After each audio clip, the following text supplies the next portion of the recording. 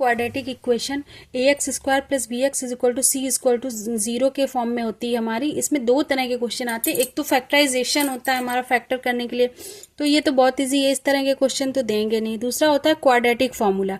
Quadratic फार्मूले में हमें नेचर ऑफ रूट्स फाइंड करना होता है और zeros. Nature of roots find करने के लिए हम d is equal to b² minus 4ac लगाते हैं। अगर d की वैल्यू हमारी ग्रेटर देन 0 आती है तो 2 रियल एंड डिफरेंट रूट्स होते हैं। अगर d इज इक्वल टू 0 आता है तो 2 इक्वल एंड रियल रूट्स। अगर d लेस देन 0 है तो नो रियल रूट्स होते हैं।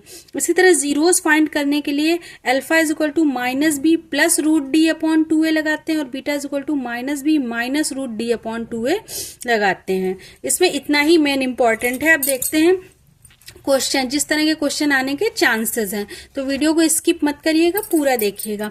Solve the following equation and give your answer correct to 3 significant figure.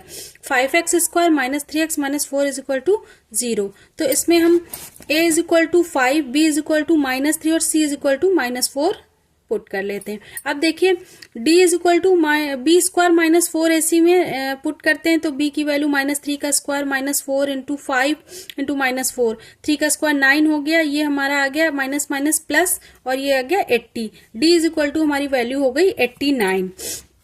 अब देखिए alpha is equal to put कर लेंगे minus B plus root D upon 2a में।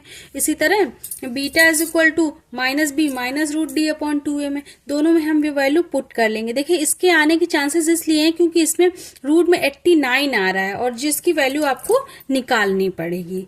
तो देखते हैं 89 की वैल्यू।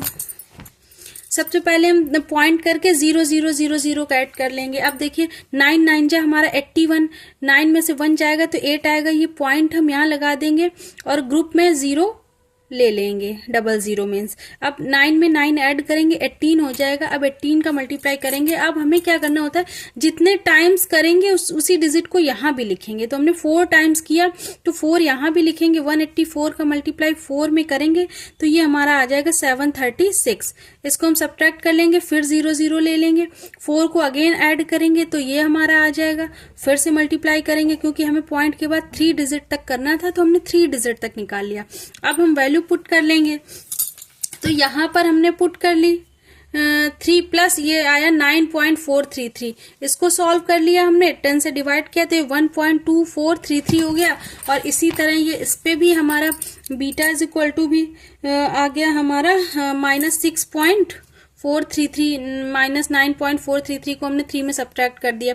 ये हमारे आ गए दोनों रूट्स। एक और क्वेश्चन है जो कि मोस्ट इम्पॉर्टेंट है, इसको भी देख लीजिए।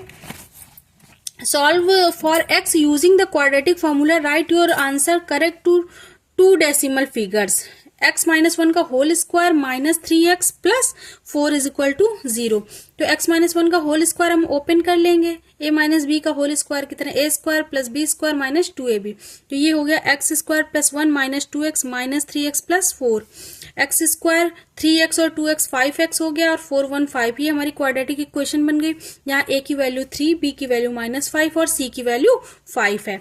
अब हम इसे पुट कर लेंगे b स्क्वायर माइनस 4ac में तो हमारा d आ गया 5। देखिए कुछ वैल्यू हैं जो आपको लर्न रखनी पड़ेंगी, नहीं तो आपको निकालनी पड़ेंगी तो प्रॉब्लम होगी। तो रूट 5 की वैल्यू होती है हमारी 2.24, रूट 2 की वैल्यू होती 1.414 और रूट 3 की वैल्यू होती 1.732। ये वैल्यू आपको याद रखनी चाहिए।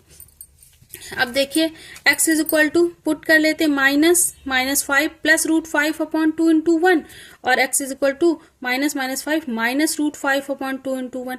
इसको जब हम सॉल्व करेंगे रूट 5 की वैल्यू हमने पुट कर ली 2.24, इसको ऐड करेंगे तो 7.24 अपॉन 2 हो गया। इसी तरह यहाँ माइनस करेंगे तो 2.76 अपॉन 2 हो गया। डिवाइड कर दिया, दोनों हमारे रूट्स आ गए।